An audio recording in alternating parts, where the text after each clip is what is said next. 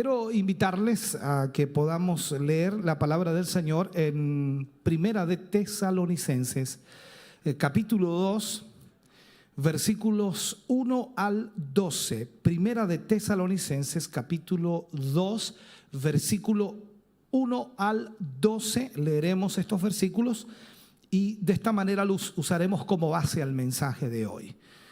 Dice la Escritura, leemos de ella en el nombre de nuestro Señor Jesucristo. Porque vosotros mismos sabéis, hermanos, que nuestra visita a vosotros no resultó vana, pues habiendo antes padecido y sido ultrajados en Filipos, como sabéis, tuvimos de nuevo en nuestro Dios para anunciaros el Evangelio de Dios en medio de gran oposición. Porque nuestra exhortación no procedió de error ni de impureza, ni fue por engaño, sino que según fuimos aprobados por Dios para que se nos confiase el Evangelio, así hablamos, no como para agradar a los hombres, sino a Dios que prueba nuestros corazones.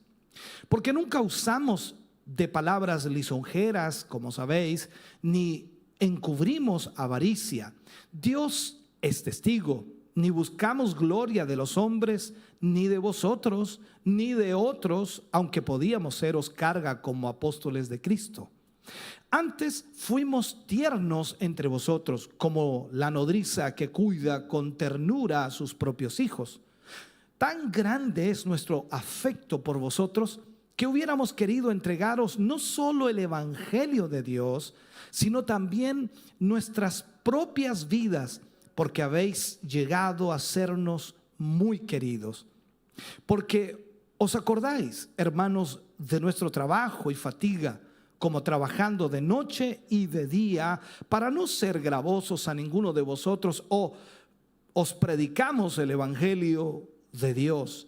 Vosotros sois testigos, y Dios también, de cuán santa, justa e irreprensiblemente nos comportamos con vosotros los creyentes.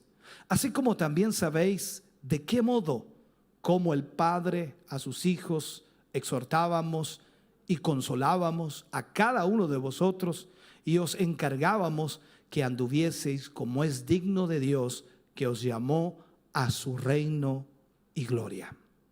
Oremos al Señor. Padre, en el nombre de Jesús, vamos ante tu presencia en esta hora, Señor, primeramente para dar gracias, porque nos permites a través de esta palabra poder, Señor, tener una base a lo que vamos a hablar.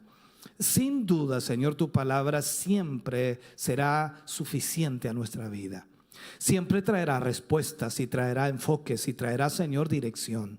Gracias por lo que en este día recibiremos, por la ministración de tu palabra a nuestra vida y corazón. Bendecimos tu nombre, exaltamos tu nombre y creemos, Señor, que tú usarás nuestra vida para bendecir a todos aquellos que hoy están junto a nosotros. En el nombre de Jesús lo creemos. Amén y amén, Señor. Aleluya.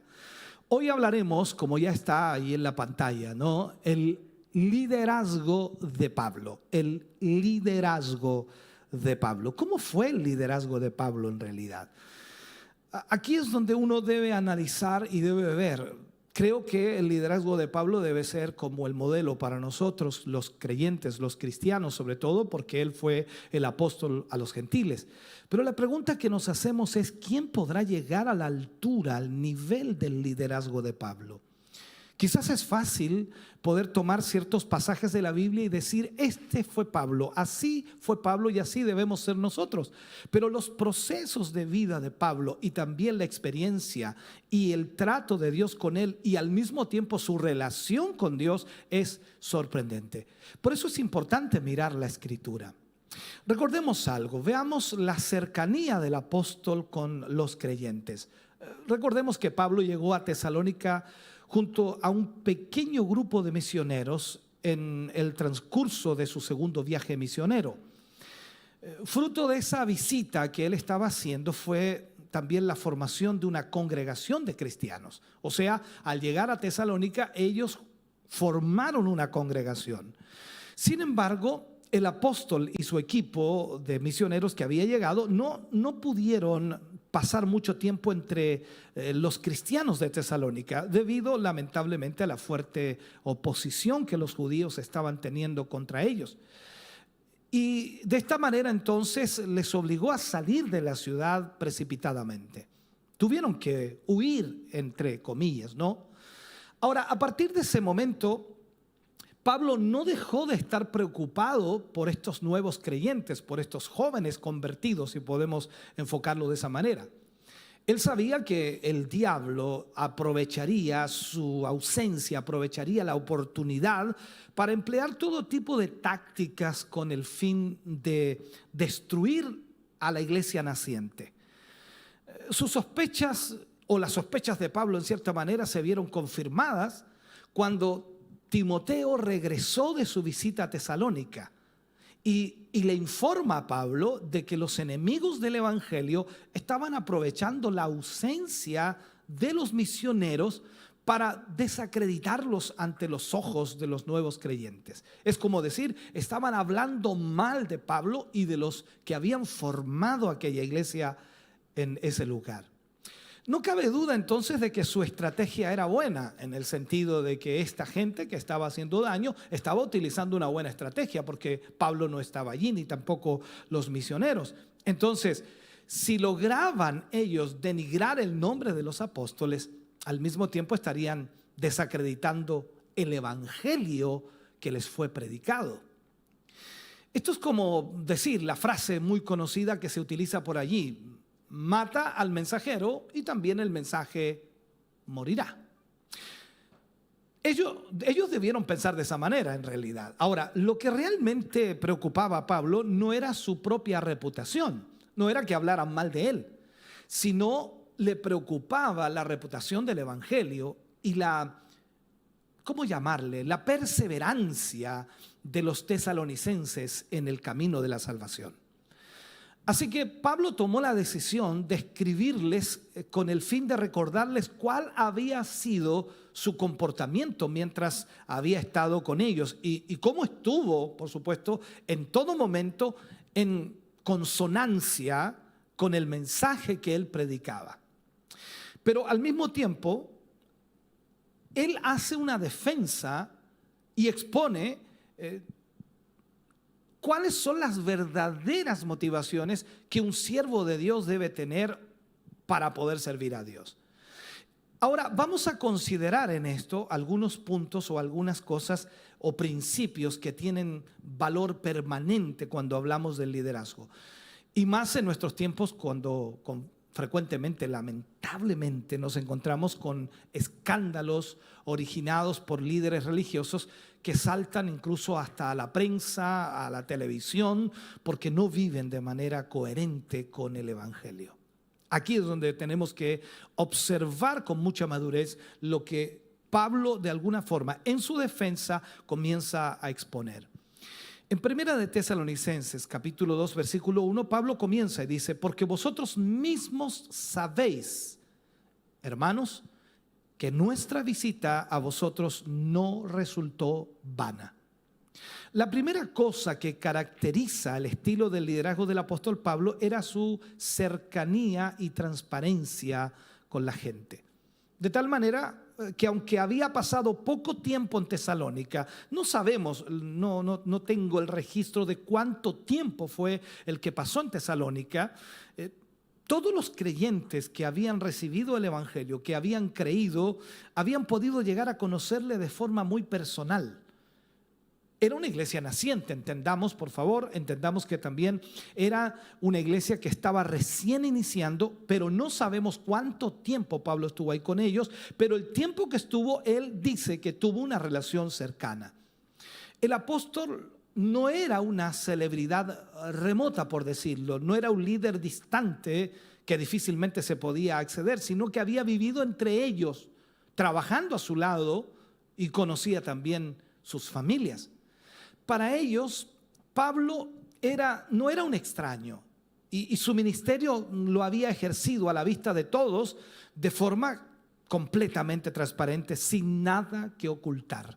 Por lo tanto, toda esta nueva iglesia naciente conocía a Pablo. Por esta razón, entonces, al comenzar su defensa frente a las calumnias, a los comentarios nocivos que estaban diciendo de él, Pablo apela a lo que ellos mismos conocían de él.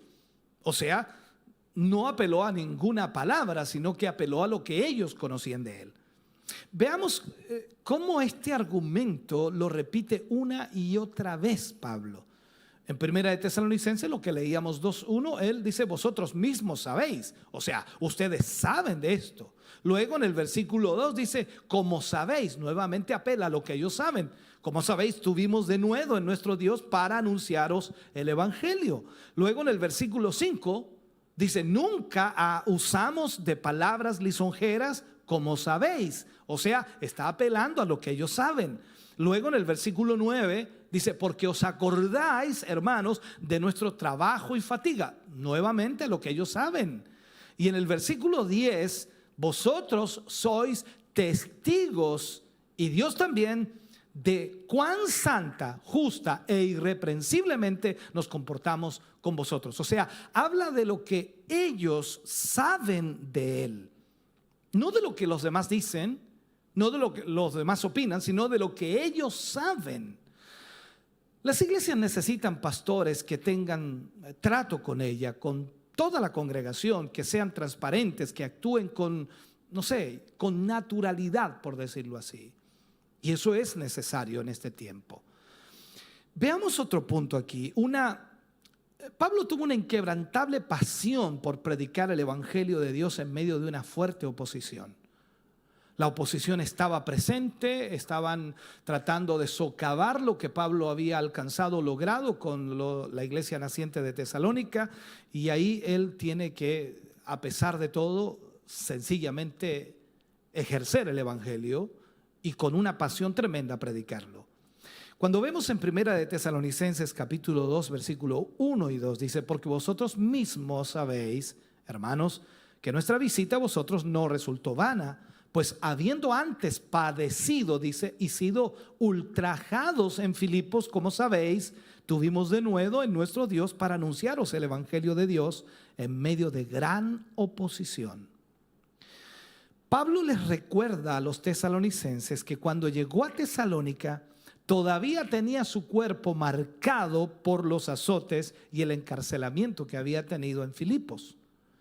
Y no solo los dolores físicos, sino que también había padecido la vergüenza y la humillación pública y ¿cómo se le puede llamar? La indignidad, ahí es la palabra, y la indignidad de ver despreciado sus derechos como ciudadano romano. Esto Pablo lo presenta. Entonces, por eso él no había frenado su determinación de predicar el evangelio en otras partes, así que siguió sin desmayar, sin detenerse, y llega a Tesalónica para levantar una obra allí, y eso es lo que estaba sucediendo. Ahora, a él no le importaba si el viento soplaba tras sus espaldas o si le golpeaba fuertemente en la cara. Sencillamente él iba a seguir adelante porque había un llamado y porque había una pasión por predicar el evangelio. De hecho, sabía que siempre que predicara el evangelio se iba a encontrar con oposición. Es una parte ineludible del precio que un siervo de Dios tiene que pagar. Es imposible que no haya oposición. Las mentes, los pensamientos, las ideas, las filosofías siempre están presentes y la gente siempre discutirá o encontrará algo malo en la predicación del evangelio.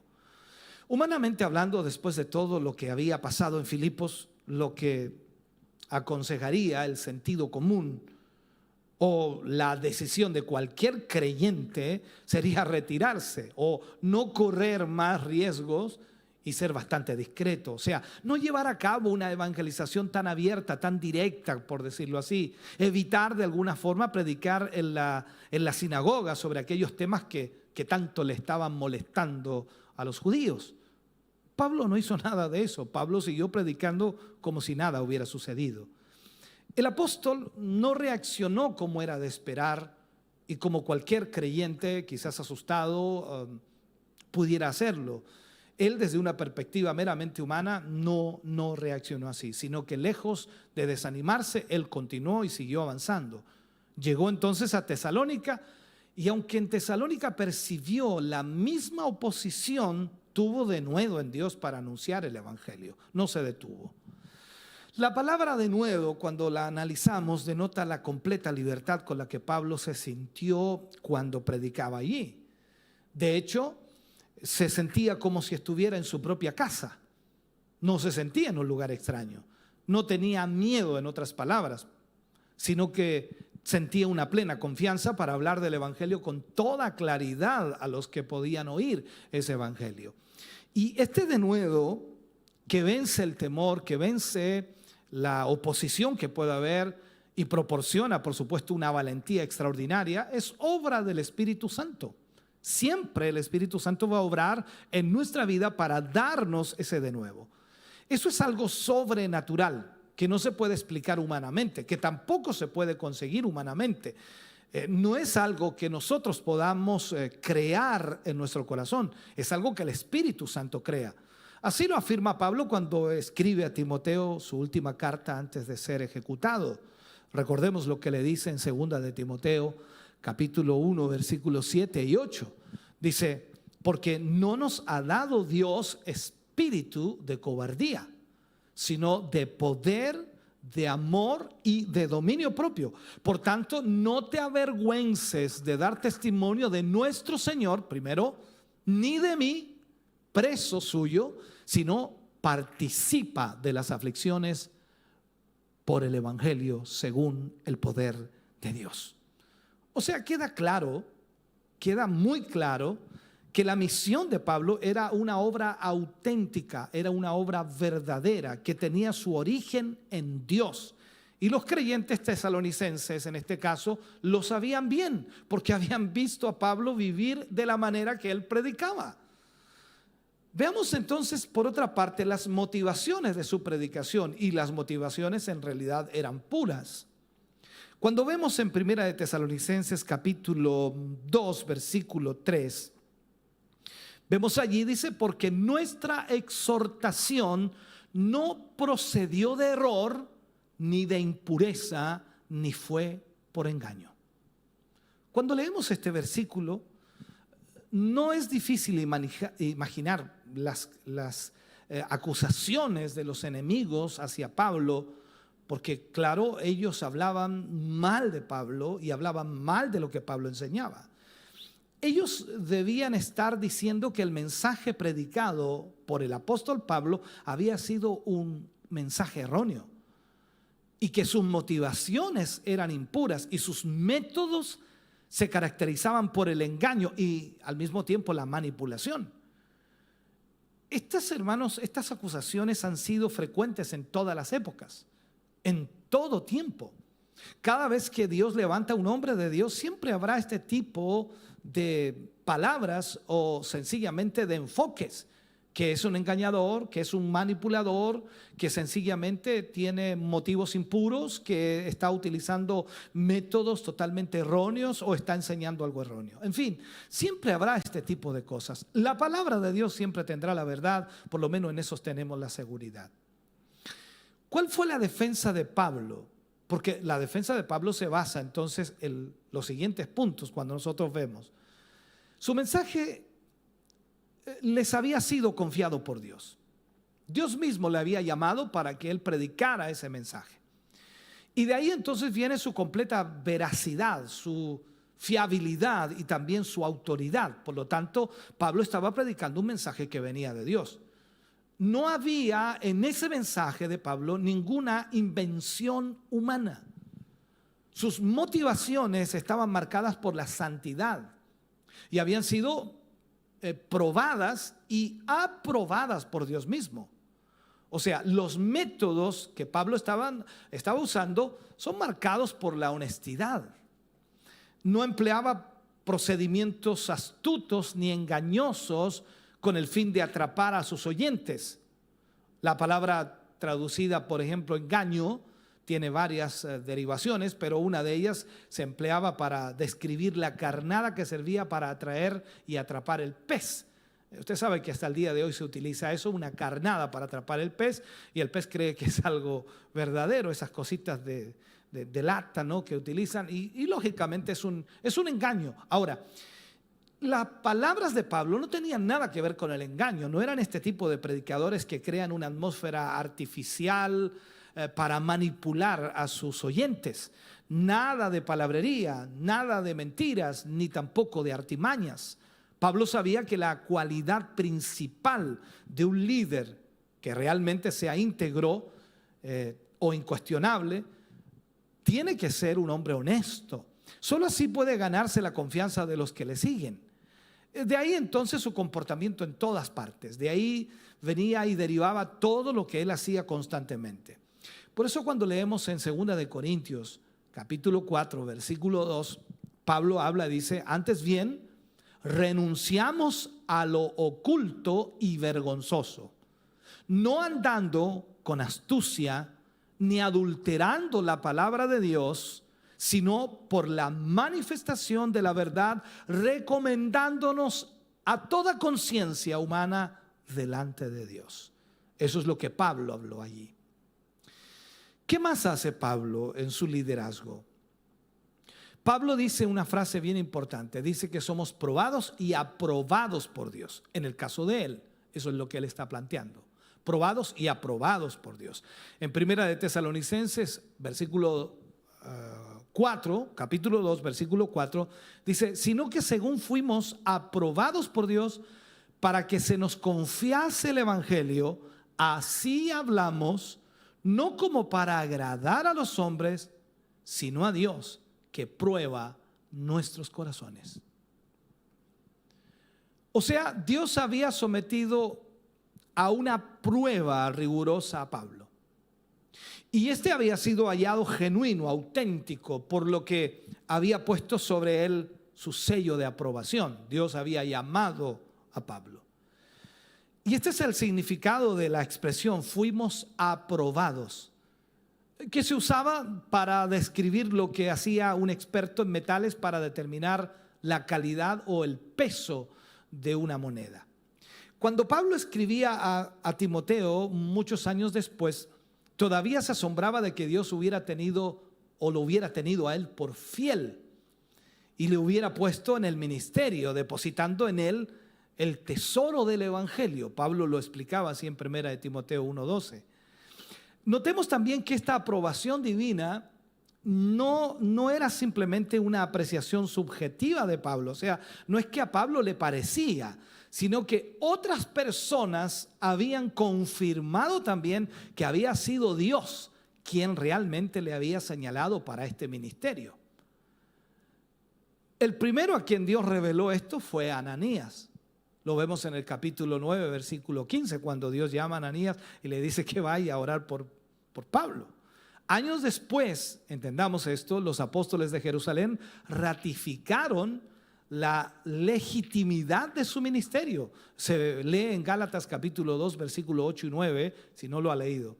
De igual manera, los maestros y profetas de la iglesia local de Antioquía, donde él había estado sirviendo, también reconocieron esto mismo. Lo vemos en Hechos capítulo 13, versículo 2. Pero a Pablo no le interesaba únicamente recibir la aprobación inicial de Dios, sino el reconocimiento del príncipe de los pastores por una labor bien realizada y, por supuesto, en lo que Dios le había llamado. Y para eso no podía dormirse, como dice la frase, en los laureles, no quedarse tranquilo sin hacer nada. Tenía que justificar en el presente la confianza que Dios había puesto en él, y al mismo tiempo, desde el comienzo que le había llamado, tenía que ratificarlo, realizando para ello una obra digna, seria en el ministerio, sin olvidar que un día él también tendría que dar cuenta o rendir cuentas al Señor. Para evitar entonces sorpresas desagradables al final de nuestra carrera, es imprescindible desear ser examinados constantemente por Dios. Cada uno de nosotros un día vamos a tener que darle cuenta al Señor de lo que hicimos estando en el cuerpo o fuera del cuerpo. Y si hay un llamado de Dios, entonces con mayor razón tendremos que darle cuenta al Señor de lo que hicimos y de lo que no hicimos. Así lo expresa el salmista también cuando habla de examinarse. Salmo 139, versículos 23 y 24. Dice: examíname, oh Dios, y conoce mi corazón. Pruébame y conoce mis pensamientos, y ve si hay en mí camino de perversidad, y guíame en el camino eterno. También nosotros mismos debemos revisar constantemente nuestro trabajo en el ministerio. ¿Qué estamos haciendo? ¿Por qué lo estamos haciendo? ¿Cuál es nuestra motivación? ¿Qué es lo que perseguimos? ¿Qué es lo que queremos alcanzar? En fin, debemos constantemente revisar nuestra vida.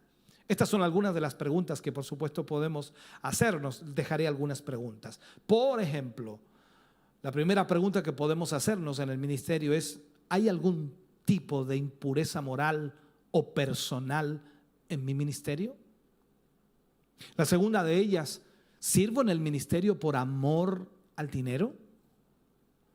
La tercera podría ser: ¿predico el evangelio tal como aparece en la palabra, o he cedido a las filosofías y modas teológicas del momento? ¿Sirvo en el ministerio por amor, como dije, al dinero, lo que leí anteriormente? ¿Estoy aceptando chantajes morales y espirituales de la congregación o del mundo? ¿Estoy buscando los aplausos y complacer a los oyentes en lugar de buscar la gloria de Dios? Estas son preguntas de análisis, las cuales debemos hacernos. ¿Y cómo podemos saber si estamos haciendo lo correcto? Siendo honestos nosotros mismos con Dios. Veamos entonces lo que Pablo hace. La motivación de Pablo simplemente era agradar a Dios y no a los hombres.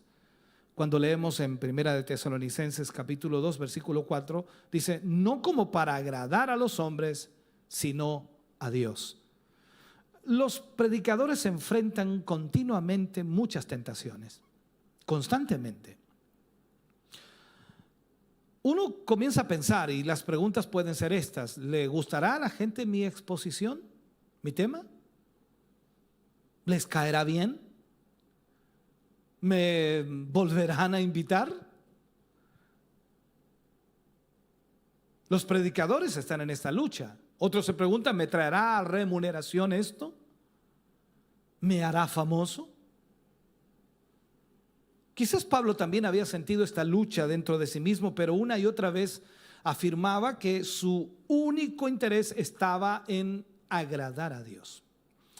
De hecho, era consciente de que sería imposible servirle fielmente si estuviera pensando en complacer a los hombres. Imposible servir a Dios. Cuando él habla en Gálatas capítulo 1 versículo 10, dice él: pues ¿busco ahora el favor de los hombres o el de Dios? ¿O trato de agradar a los hombres? Pues si todavía agradara a los hombres, no sería siervo de Cristo. Gálatas 1:10. Ahora, si Pablo hubiera estado intentando agradar a Dios y a los hombres al mismo tiempo, se habría visto en la difícil situación de estar queriendo servir a dos señores a la vez. Cuando vamos al libro de Mateo capítulo 6 versículo 24, entendamos esto. Jesús hablando dice: ninguno puede servir a dos señores, porque o aborrecerá al uno y amará al otro, o estimará al uno y menospreciará al otro. Termina diciendo esa escritura: no podéis servir a Dios y a las riquezas.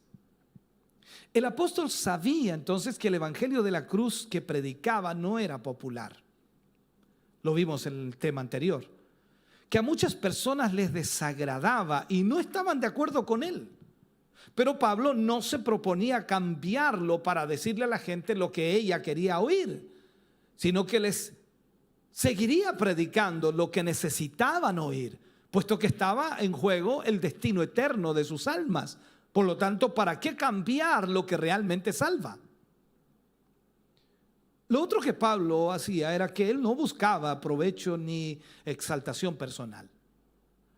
Cuando vamos allí a Primera de Tesalonicenses capítulo 2 versículos 5 y 6, dice: porque nunca usamos de palabras lisonjeras, como sabéis, ni encubrimos avaricia. Dios es testigo, ni buscamos gloria de los hombres, ni de vosotros, ni de otros, aunque podíamos seros carga como apóstoles de Cristo. ¿Qué hace Pablo aquí? Pablo aborda lo que parece ser tres de las acusaciones que los enemigos estaban insinuando en la mente de los tesalonicenses.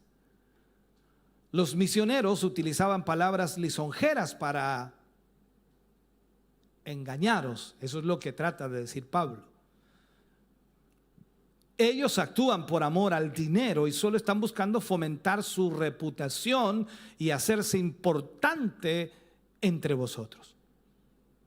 Así que nuevamente el apóstol Pablo aquí defiende, recordando a los creyentes cuál había sido su proceder entre ellos.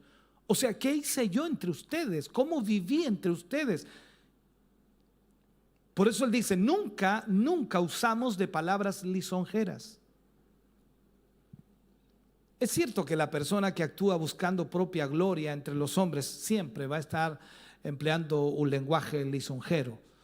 No cabe duda de que la adulación es una forma barata de comprar a la gente. Judas habla de este tipo de personas.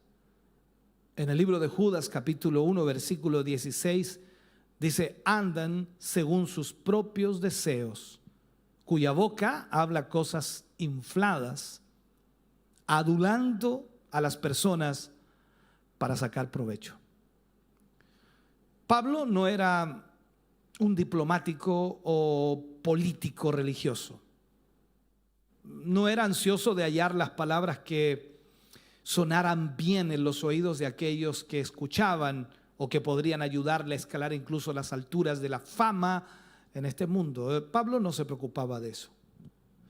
Pablo no acomodó su mensaje al gusto de sus oyentes, no suavizó las demandas del evangelio a fin de ganarles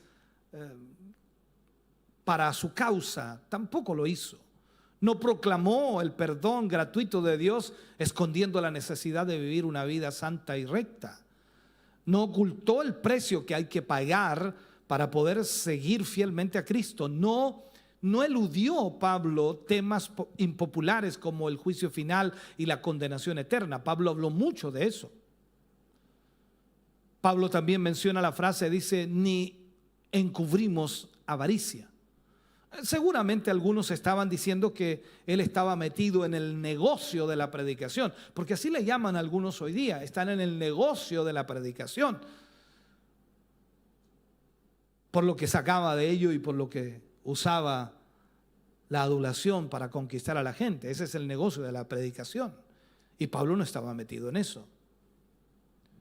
Frente a esto, entonces, Pablo cita a Dios por testigo.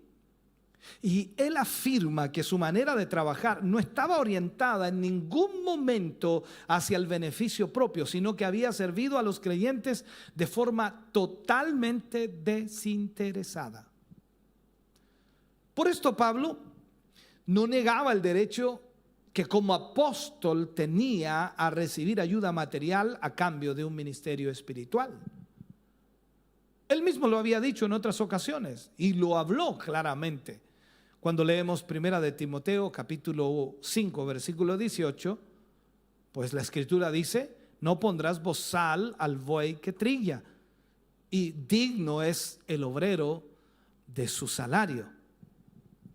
O sea, Pablo sabía que tenía este derecho y hubo ocasiones en que no hizo caso de ello, como aquí en Tesalónica, donde no quería que nadie pudiese levantar una queja contra él diciendo, este vive del cuento, vive aprovechándose. Pablo tenía derecho como apóstol. No hay en la Biblia un registro exacto que diga cómo vivían los apóstoles o de qué vivían los apóstoles, pero se entiende por lo que Pablo está diciendo aquí que los apóstoles eran sustentados a través quizás de las ofrendas o de los diezmos, de alguna manera eran sustentados y era un derecho por ser apóstol.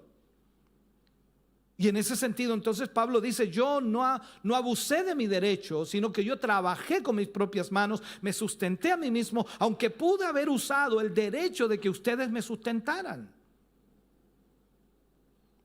En cualquier caso, cuando en ocasiones recibía ayuda material por los beneficios espirituales que aportaba a los creyentes, no eran las ofrendas lo que buscaba al realizar su servicio.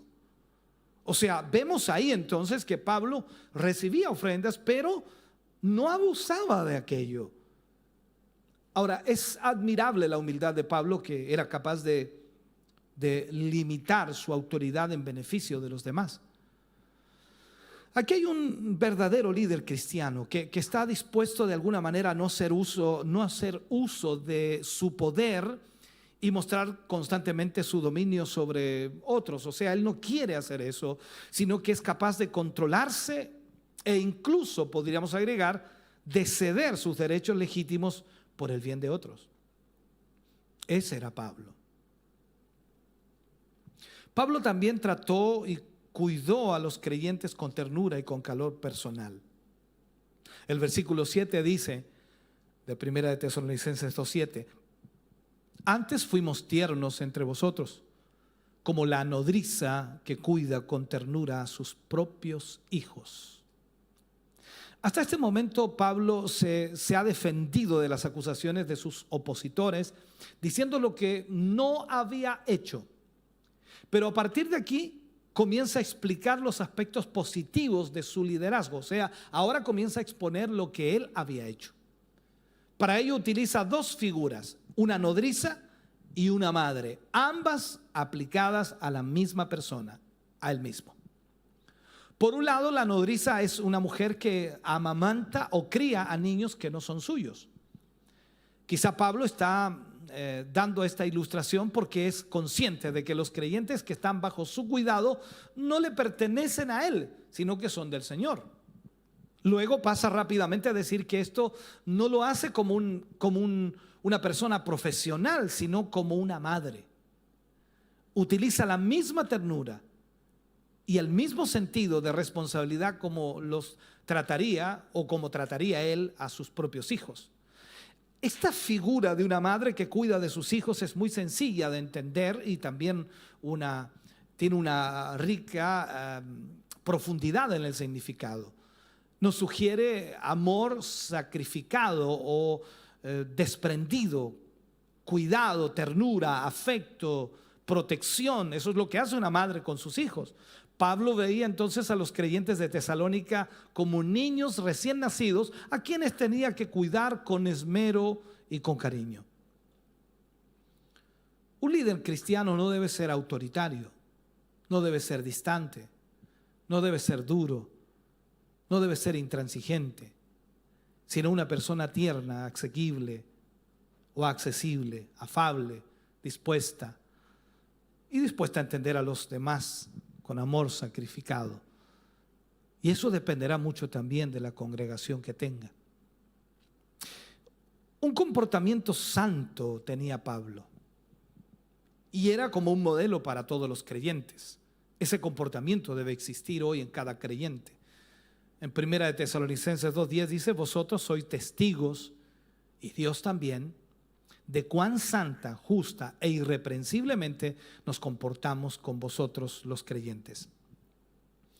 Pablo les escribe con plena confianza, pudiendo apelar a su testimonio y al de Dios para confirmar que efectivamente su comportamiento entre ellos había sido intachable. Esto es muy importante, porque el líder cristiano siempre es un blanco preferente de Satanás y también del mundo. Por eso es imprescindible que tanto en su vida privada como en su vida pública esté libre de reproches y pueda sobrevivir al escrutinio más estricto. Al mismo tiempo, un comportamiento así siempre será un ejemplo válido que los creyentes podrán imitar. No cabe duda de que estamos necesitados de modelos que nos orienten en la vida cristiana, que sean un ejemplo para nosotros en la vida cristiana. El Señor Jesucristo dijo que el buen pastor Una vez que ha sacado fuera todas las ovejas, va delante de ellas y las ovejas le siguen. Pablo entendió bien este principio y se esforzaba por llegar a ser un buen ejemplo que los cristianos pudieran seguir. Tal fue que llegó a decir él: sed imitadores de mí, así como yo soy de Cristo. Esas fueron las palabras de Pablo. Ahora, su comportamiento entre ellos se había caracterizado por una forma de vida, una forma santa, justa e irreprensible. Cuando nosotros miramos un poquito y tratamos de descifrar cuando Pablo dice de esta manera, una forma de vida santa, justa, irreprensible, al analizar un poquito las palabras, lógicamente nos vamos dando cuenta de lo que Pablo estaba diciendo. Cuando él dice que era una vida santa, los tesalonicenses habían podido presenciar desde la primera fila la devoción de Pablo al Señor y su obra, la preocupación, el amor hacia la obra de Dios. Y pudieron percibir también cómo se apartaba de todo mal, viviendo sin flirtear, voy a usar un sinónimo, o coquetear en ningún momento con el pecado. O sea, Pablo se guardó y amaba de una manera extraordinaria la obra del Señor y vivía santamente. Cuando él dice y utiliza la palabra justa, en todos sus asuntos se habían caracterizado por la rectitud, sin parcialidades, juzgando justamente, sin sentimentalismos malsanos o malvados, aceptando a cada creyente delante del Señor con sus necesidades particulares.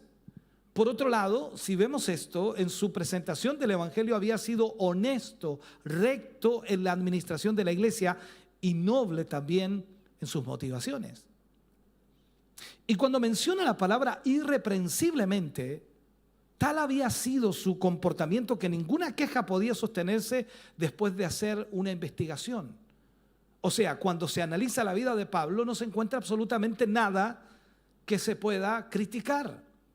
Por supuesto, rumores y acusaciones siempre hay, pero otra cosa es que puedan ser demostradas como ciertas. Recuerde las palabras del Señor Jesús: bienaventurados cuando por mi causa os vituperen y os digan toda clase de mal contra vosotros mintiendo. Gozaos y alegraos.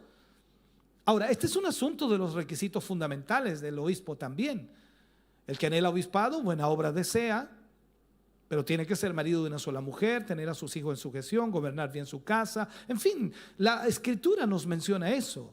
Ahora, esto no quiere decir que no tengamos fallos o no nos equivoquemos o no erremos en nuestra vida, pero en cualquier caso la gente no debe poder señalarle ningún desorden o cosa impura o escandalosa en su comportamiento. Permítame cerrar este mensaje.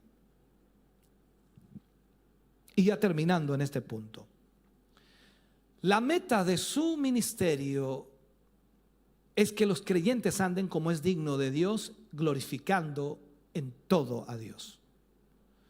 Cuando leemos Primera de Tesalonicenses capítulo 2, versículo 12, dice: y os encargábamos que estuvieseis como es digno, o que anduvieseis como es digno de Dios, que os llamó a su reino y gloria. Pablo les hizo un encargo solemne. Esta es la idea, por supuesto, en el original. Como veía los peligros que estaban corriendo, como veía lo que estaba ocurriendo, les exhortó con urgencia a andar como era digno de su vocación celestial. Esta era la meta de su ministerio: preparar a los creyentes para que vivieran un estilo de vida consecuente con su fe, para que anduvieseis como es digno de Dios. La vida cristiana no es simplemente un conjunto de doctrina que creer o que entender, sino una manera de vivir, de andar. Según la enseñanza de la Escritura, solo hay dos maneras de andar: conforme al Espíritu o conforme a la carne. No hay más. Y Pablo quería que anduvieran como es digno de Dios. O sea, lo que indica vivir en conformidad con la santidad y el carácter de Dios.